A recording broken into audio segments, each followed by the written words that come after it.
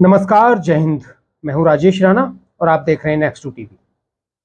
इसरो की सफलता से अमेरिका में खलबली। चंद्रयान-3, वो सब जो आप जानना चाहते हैं, आज हम इस वीडियो में उस हर तरह की जानकारी को आपको प्रोवाइड कर रहे हैं जो इसरो से, चंद्रयान से आपको चाहिए, आपको मिलनी। एक वीडियो देखिए। I was shocked the other day to read that the nation of India, on one rocket launched, deposited more than 100 satellites in space. They may be small in size with different functions and so forth, but one rocket can send up, I think it was 111 platforms. America के NSA यानी national security agency के प्रमुख NASA के वैज्ञानिकों से कहते हैं कि मैं हैरान हूं कि इसरो 104 सैटेलाइट एक साथ लॉन्च कर रहा है। जब किसी देश की खुफिया एजेंसी का प्रमुख अपने वैज्ञानिकों से ऐसी चिंता जाहिर करे कि कोई हमसे कितना आगे निकल गया है, तो आप खुद सोचिए वो उस प्रतिद्वंदी पर कितनी कड़ी नजर रखेगा। और यही नहीं, वो अपने उस प्रतिद्वंदी को किसी भी तरह से पीछे करने की कोशिश करेगा, शाम दाम दंड भेद से। इसलिए हमें चंद्रयान-3 की सफलता के साथ हमारे वैज्ञानिकों की मेहनत ही नहीं, इसमें देश का पूरा सुरक्षा तंत्र लगा हुआ है। 140 करोड़ देशवासियों की प्रार्थना के साथ हमारे प्रतिद्वंदियों की नजरें भी इस पर लगी हुई हैं। तो चलिए, हर वो बात आज आपको हम बता रहे हैं जिसको आप जानना और समझना चाहते हैं।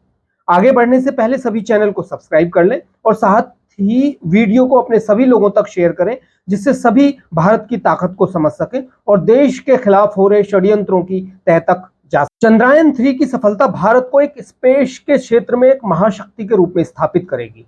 चंद्रयान-3 चांद की उस सतह पर उतर रहा है जिस पर आज तक कोई देश अपना सैटेलाइट नहीं उतार पाया है।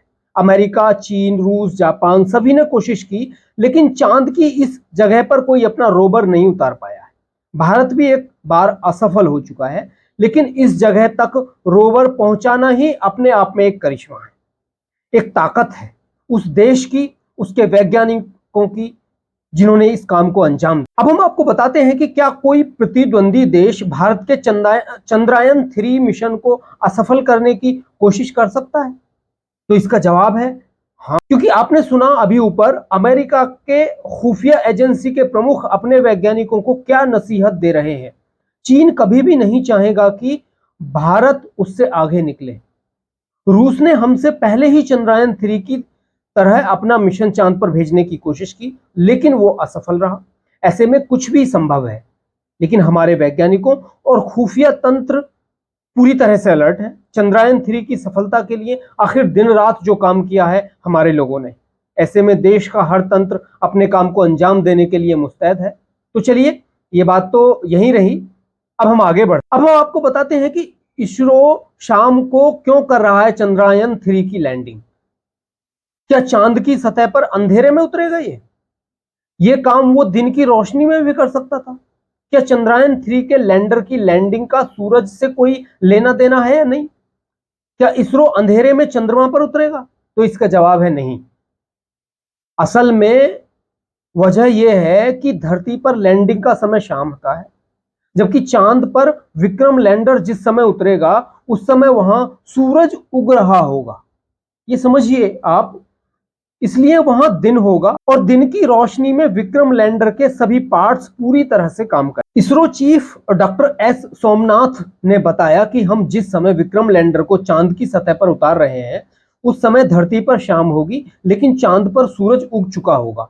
ऐसा इसलिए किया जा रहा है ताकि लैंडर को 14 से 15 दिन सूरज की रोशनी मिले, ताकि वह ढंग से सारे साइंटिफिक एक्सपेरिमेंट कर सके। विक्रम लैंडर और प्रज्ञान रोवर इस तरह से डिजाइन किए गए हैं कि वो सूरज की रोशनी से ऊर्जा लेकर चंद्रमा पर एक दिन बिता सकें। चंद्रमा का एक दिन धरती के 14 दिन के बराबर होता है, लेकिन ये नहीं कह सकते कि इन दोनों में से कोई दोबारा काम न कर सके। संभव है दोबारा सूरज निकलने पर ये दोनों फिर से सक्रिय हो जाएं। फिलहाल चंद्रयान-3 की हालत एकदम सही है। लैंडिंग की तारीख 23 अगस्त है। चंद्रयान-2 के लैंडर की असफल लैंडिंग के 4 साल बाद यह पहला मौका है जब यह बड़ा प्रयास फिर से किया जा रहा है। लैंडिंग के बाद विक्रम के पेट का दरवाजा खुलेगा, उसके बाद उसके अंदर से प्रज्ञान रोवर बाहर आकर अपने एक्सपेरिमेंट करेगा। अब हम आपको बताते हैं कि रूस का मिशन क्यों फेल हुआ। पहले जानते हैं कैसे मिली लूना 25 के फेल होने की। दरअसल स्पेस एजेंसी रोसकॉसमॉस ने बीते रविवार यानी 29 अगस्त को इस बात की जानकारी दी और बताया कि शनिवार शाम 5:27 पर स्पेसक्राफ्ट से संपर्क टूट गया था, जिसके बाद सीधा क्राफ्ट के क्रैश लैंडिंग की ही जानकारी मिली। रोसकॉसमॉस के हेड यूरी वोरिसोव ने जून महीने में ही रूस के राष्ट्रपति व्लादिमीर पुतिन से कहा था कि रूस का चांद मिशन काफी जोखिमों से भरा हुआ है। उन्होंने पहले ही बता दिया था कि इस मिशन की सफलता की संभावना लगभग 70% ही होगी, जिस गलती के कारण फेल हुआ मिशन चांद। स्पेस एजेंसी ने लूना 25 के फ्लाइट प्रोग्राम का हवाला देते हुए जानकारी दी है। उसके अनुसार स्पेसक्राफ्ट को कमांड दिया गया था कि वह लूना 25 को प्री लोडिंग कक्षा में प्रवेश कराए, लेकिन ये स्पेसक्राफ्ट एक्चुअल पैरामीटर यानी बताए गए कक्षा में थ्रस्टर फायर नहीं। लूना 25 के फ्लाइट प्रोग्राम के अनुसार यह कमांड भारतीय समय के अनुसार शनिवार दोपहर 4:30 बजे दिया। स्पेस एजेंसी के शुरुआती जांच से पता चला है कि क्रैश लैंडिंग का एक कारण यह है कि कैलकुलेशन से जो पैरामीटर सेट किए गए थे, स्पेसक्राफ्ट उस पैरामीटरों के हिसाब से काम नहीं करता। लूना क्रैश के बाद भारत पर टिकी हैं सबकी नजरें। रूस का मिशन चांद फेल होने के बाद अब सबकी नजरें भारत पर टिक गई हैं।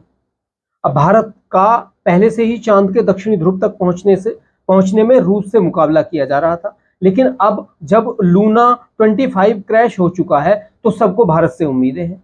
वहीं जिस वक्त रूस के लूना 25 के क्रैश होने की खबर आई, उसी वक्त भारतीय स्पेस रिसर्च ऑर्गेनाइजेशन यानी कि इसरो ने सोशल मीडिया पर बताया भारत का चंद्रयान 3 23 अगस्त की शाम को 6:04 पर चांद पर लैंड करेगा।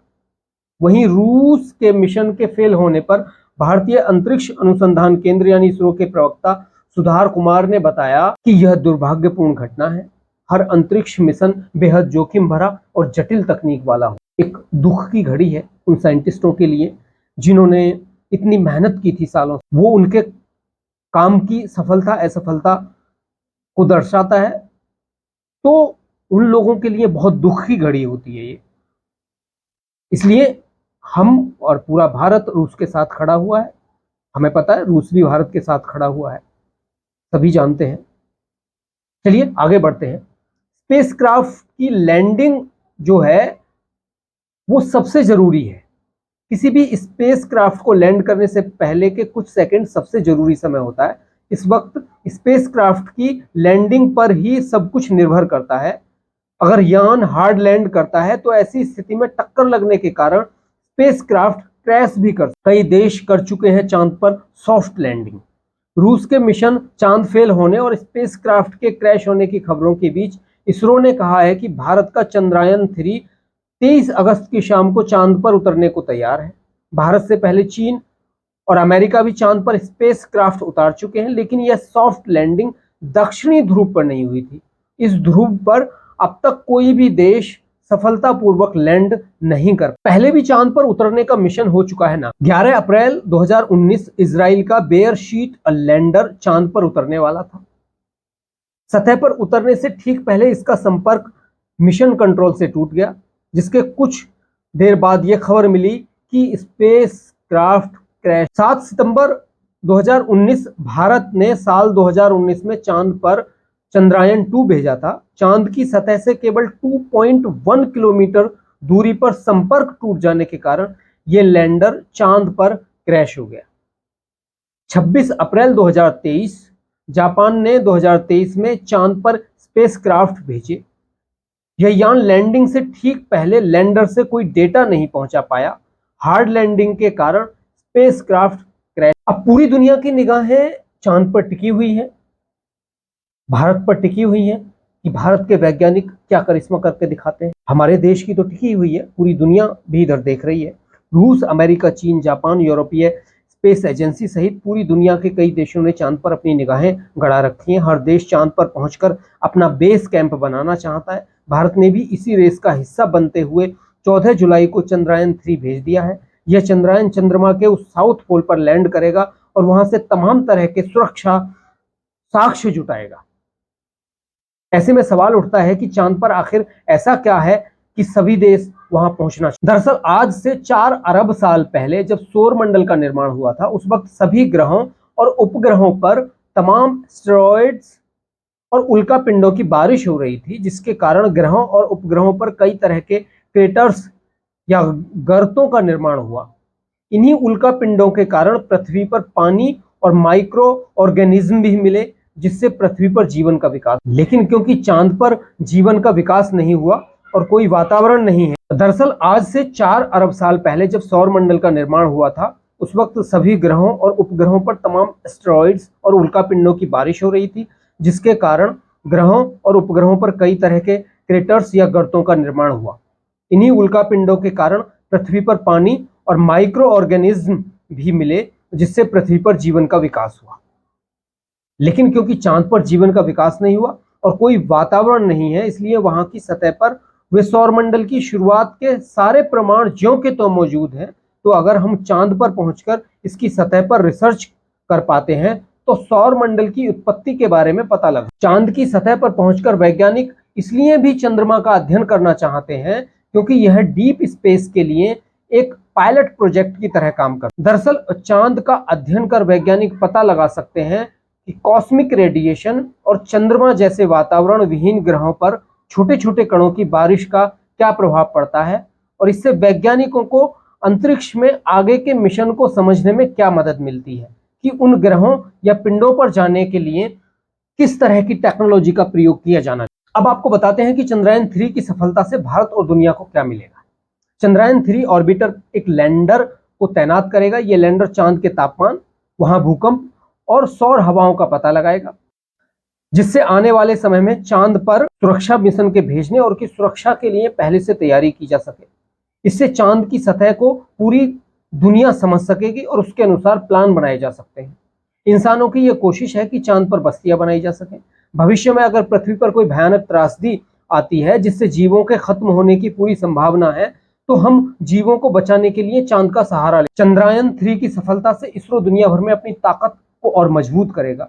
इसरो ने एक साथ 104 सैटेलाइट लॉन्च करके पहले ही दुनिया को अपनी ताकत, मंगल ग्रह पर मंगलयान भेजकर दुनिया को भारत की ताकत का एहसास करा दिया है।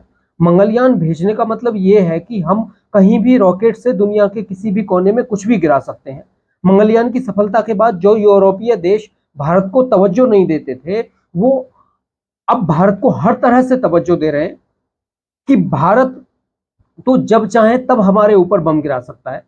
उन्होंने ये उस वक्त कहा भी था जब उसने मंगल ग्रह तक अपना सैटेलाइट भेज दिया, तो हमारे ऊपर तो जब चाहे तब वो कुछ भी लॉन्च कर सकते। इससे यह एहसास हुआ कि अगर आप ताकतवर हैं तभी आपको लोग इज्जत देते हैं, नहीं तो चल तो रहा ही। भारत का इसरो अब दुनिया की बहुत बड़ी ताकत बन गया है। दुनिया की कॉर्पोरेट कंपनी आज इसरो के जरिए अपने सैटेलाइट भेजने के लिए चुन रही हैं, क्योंकि इसरो की सफलता का ग्राफ सबसे अच्छा है।